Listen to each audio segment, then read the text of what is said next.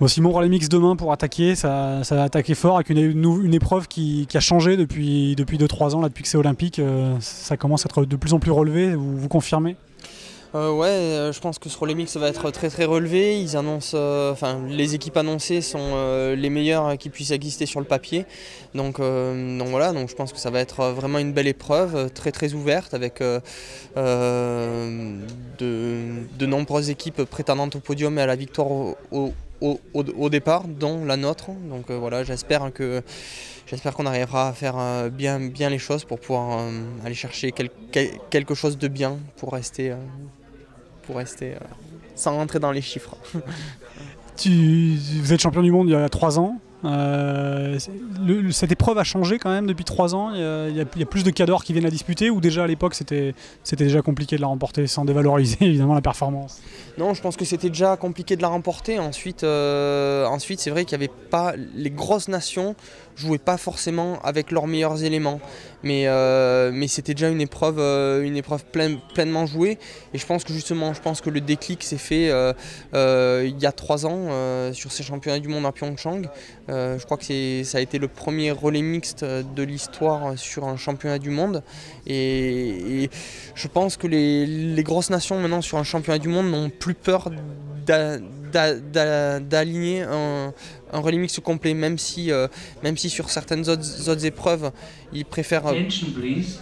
Même si les grosses nations n'alignaient pas forcément les meilleures équipes de façon à préserver leurs athlètes sur les épreuves de Coupe du Monde de relais mixte, aujourd'hui, sur des championnats du monde, et je pense que ça a toujours été le cas, les nations mettent les meilleurs éléments possibles sur ce relais mixte. Ça reste un titre de champion du monde qui peut apporter énormément à une nation, que ce soit en termes et de résultats purs, mais aussi pour soulager un petit peu peut-être toute une équipe de toute la pression qui peut exister avant le lancement du championnat. Ça permet de prendre des repères sur la piste, ça permet de se soulager de cette pression qui peut parfois être excessive. Et une fois qu'on a lancé le truc, ça roule. Pour vous, l'objectif, la forme du moment, vous en êtes où? Personnellement, ouais, moi je me sens bien. On a fait un bon stage sur Seefeld en Autriche après un petit passage à la maison. Je me sens bien, je me sens confiant avec les résultats que j'ai pu faire sur ce début d'année. J'ai eu un petit passage à vide pendant le mois de février, mais peut-être un mal pour un bien. En tout cas, c'est ce que j'espère, parce que c'est toujours dur pour moi de tenir toute une saison.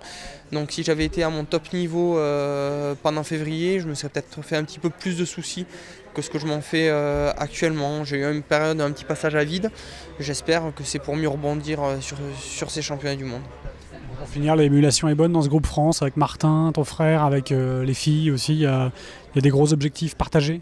Je pense qu'il y a des gros objectifs partagés, déjà pour ce relais mixte de demain, et également pour le relais masculin qui se déroulera en fin de semaine prochaine. On a vraiment une super équipe, on a une super ambiance dans cette équipe, et je crois qu'on a vraiment à cœur de pouvoir aller chercher quelque chose de grand tous ensemble la semaine prochaine.